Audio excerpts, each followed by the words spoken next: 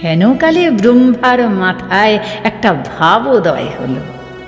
ভাণ্ডারীকে ডেকে বললেন, ওহে ভাণ্ডারী, আমার কারখানা ঘরে কিছু কিছু পঞ্চভূতের জোগাড় করে আনো, আর একটা নতুন প্রাণী সৃষ্টি করব। ভাণ্ডারী হাত জোড় করে বললে, পিতামহ, আপনি যখন উৎসাহ করে হাতি গড়লেন, তিমি গড়লেন, অজগর সর্প গড়লেন, সিংহ ব্যাঘ্র গড়লেন, তখন হিসেবের দিকে আদৌ খেয়াল করলেন না। যতগুলো ভারী আর কড়া জাতের ভূত ছিল সব প্রায় নিকাশ হয়ে গেল। ক্ষিতি অপ তেজ তলায় এসে ঠেকেছে। থাকবার মধ্যে আছে মরুদ বোম, তা সে যত চায়। চতুর্মুখ কিছুক্ষণ ধরে 4 জোড়া গোঁফে তা দিয়ে বললেন, আচ্ছা ভালো, ভাণ্ডারে যা আছে তাই নিয়ে এসো, দেখা যাক। এবারে প্রাণীটিকে গড়বার বেলা ব্রহ্মা ক্ষিতি অপ তেজটাকে খুব হাতে রেখে খরচ করলেন। তাকে না দিলেন শিং, না দিলেন নখ, আর দাঁত যা দিলেন তাতে চিবানো চলে, কামড়ানো চলে না। তেজের ভাণ্ড থেকে কিছু খরচ করলেন বটে, তাতে প্রাণীটা যুদ্ধক্ষেত্রের কোনো কোনো কাজে লাগবার মতো হলো, কিন্তু তার লড়াইয়ের শখ রইল না। এই প্রাণীটা হচ্ছে ঘোড়া। এ ডিম পারে না, তবু বাজারে তার ডিম নিয়ে একটা গুজব আছে, তাই একে দ্বিজ বলা চলে। আর যাই হোক, সৃষ্টিকর্তা এর গড়নের মধ্যে মরু তার বোম একেবারে ঠেসে দিলেন। ফল হলো এই যে এর মনটা প্রায় 16 আনা গেল মুক্তির দিকে। এ হাওয়ার আগে ছুটতে চায়, অসীম আকাশকে পেরিয়ে যাবে বলে পণ করে বসে। অন্য সকল প্রাণী কারণ উপস্থিত হলে দৌড়োয়, আর এ দৌড়োয় বিনা কারণে, যেন তার নিজেই নিজের কাছ থেকে পালিয়ে যাবার একান্ত শখ। কিছু কাটতে চায় না, কাউকে মারতে চায় না, কেবলই পালাতে চায়। পালাতে পালাতে একেবারে বুঁদ হয়ে যাবে, ঝিম হয়ে যাবে, ভোঁ হয়ে যাবে, তারপরে না হয়ে যাবে। এই তার মতলব। জ্ঞানীরা বলেন, ধাতের মধ্যে মরুদ বোম যখন ক্ষিতি অপ তেজকে সম্পূর্ণ ছাড়িয়ে ওঠে তখন এই রকমই ঘটে। ব্রহ্মা বড় খুশি হলেন। বাসার জন্যে তিনি অন্য জন্তুর কাউকে দিলেন বন, কাউকে দিলেন গুহা, কিন্তু এর দৌড় দেখতে ভালোবাসেন বলে একে দিলেন খোলা মাঠ। মাঠের ধারে থাকে মানুষ, কাড়াকুড়ি করে সে যা কিছু জমায় সমস্তই মস্ত বোঝা হয়ে ওঠে।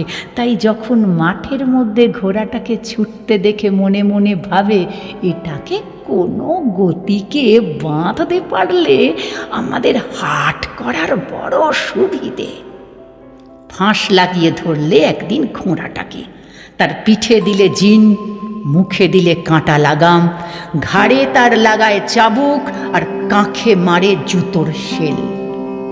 তাছাড়া আছে দলামলা। মাঠে ছেড়ে রাখলে হাত ছাড়া হবে, তাই ঘোড়াটার চারিদিকে পাঁচিল তুলে দিলে। বাঘের ছিল বন, তার বনই রইল। সিংহের ছিল গুহা, কেউ কাড়ল না। কিন্তু ঘোড়ার ছিল খোলা মাঠ, সে এসে ঠেকলো আস্তা বলে। প্রাণীটাকে মরুদ বোম মুক্তির দিকে অত্যন্ত উস্কে দিলে, কিন্তু বন্ধন থেকে বাঁচাতে পারলে না। যখন অসহ্য হলো তখন ঘোড়া তার দেওয়ালটার উপরে লাথি চালাতে লাগলো। তার পা যতটা জখম হলো দেয়াল ততটা হলো না, তবু চুন বালি খসে দেয়ালের সৌন্দর্য নষ্ট হতে লাগলো। এতে মানুষের মনে বড় রাগ হলো, বললে একেই বলে অকৃতজ্ঞতা। দানা পানি খাওয়াই, মোটা মাইনে সইসায় নিয়ে 8 প্রহরের পিছনে খাড়া রাখি, তবু মন পাইনে। মন পাবার জন্যে সইসগুলো একদিন উঠে পড়ে ডান্ডা চালালে, যে ওর আর লাথি চলল না। মানুষ তার পাড়া পড়শিকে ডেকে বললে, আমার এই বাহনটির মতো এমন ভক্ত মতো বাহন আর নেই। তারা তারিফ করে বললে, তাই তো, একেবারে জলের মতো ঠান্ডা, তোমারই ধর্মের মতো ঠান্ডা। একে তো গোড়া থেকেই ওর উপযুক্ত দাঁত নেই, নখ নেই, শিং নেই। তারপরে দেয়ালে এমন তদভাবে শূন্যে লাথি ছোঁড়াও বন্ধ। তাই মনটাকে খোলসা করবার জন্য আকাশে মাথা তুলে সে চিহি চিহি করতে লাগলো। তাতে মানুষের ঘুম ভেঙে যায়, আর পাড়া পড়শিরাও ভাবে আওয়াজটা তো ঠিক ভক্তিগত শোনাচ্ছে না। মুখ বন্ধ করবার অনেক রকম যন্ত্র বেরোলো, কিন্তু মুখ বন্ধ না করলে মুখ তো একেবারে বন্ধ হবে না। তাই চাপা আওয়াজ মুমূর্ষুর খাবির মতো মাঝে মাঝে বেরোতে থাকে। একদিন সেই আওয়াজ গেল ব্রহ্মার কানে।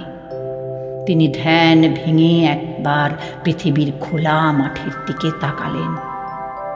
সেখানে ঘোড়ার চিহ্ন নেই। পিতামহ যমকে ডেকে বললেন, নিশ্চয়ই তোমারই কীর্তি, আমার ঘোড়াটিকে নিয়েছ। যম বললেন, সৃষ্টিকর্তা, আমাকেই তোমার যত সন্দেহ, একবার মানুষের পাড়ার দিকে তাকিয়ে দেখো। ব্রহ্মা দেখেন অতি ছোট জায়গা, চারদিকে পাঁচিল তোলা, তার মাঝখানে দাঁড়িয়ে ক্ষীণ স্বরে ঘোড়াটি চিহি চিহি করছে। হৃদয় তাঁর বিচলিত হলো। মানুষকে বললেন, আমার এই জীবকে যদি মুক্তি না দাও তবে বাঘের মতো ওর নখদন্ত বানিয়ে দেব। ও তোমার কোনো কাজে লাগবে না।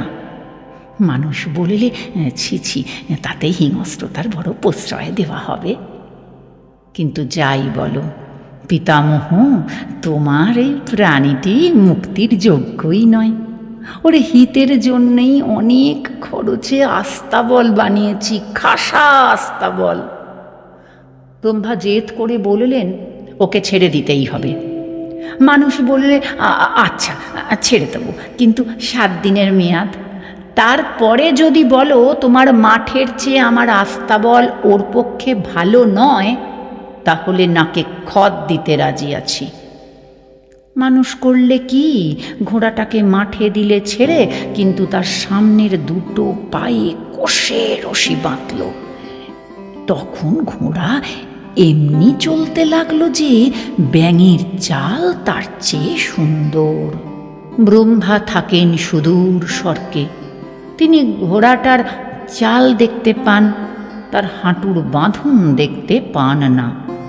তিনি নিজের কীর্তির এই ভাঁড়ের মতো চাল চলন দেখে লজ্জায় লাল হয়ে উঠলেন। বললেন, ভুল করেছি তো। মানুষ হাত জোর করে বললে, এখন এটাকে নিয়ে করি কি? আপনার ব্রহ্মলোকে যদি মাঠ থাকে তো বরঞ্চ সেইখানে রওনা করে দিই। ব্রহ্মা ব্যাকুল হয়ে বললেন, যাও যাও, ফিরে নিয়ে যাও তোমার আস্তাবলে। মানুষ বললে, আদিদেব, মানুষের পক্ষে এ যে এক বিষম বোঝা। ব্রহ্মা বললেন, সেই তো মানুষের মনুষ্যত্ব।